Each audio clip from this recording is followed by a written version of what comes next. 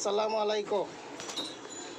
এই যে আপনাদের লুৎফর ভাই সেই জাকির ভাইয়ের চার দোকানে, আর এই যে দেখেন বসিওয়ালা গো তুমি কোন নদীতে ধর, এই যে গ্যাসওয়ালা বুঝছেন, আর সে কিন্তু এই যে গ্যাসওয়ালা গো, আর উনি কিন্তু এই যে বসিওয়ালা আয়া পড়ছে, কইতাছে কো ভাই আপনি তো যাওয়ার কথা, আপনি তো গেলেন না, আমি কই ভাই আপনার টাইমে আর আমার টাইমে মিলে না।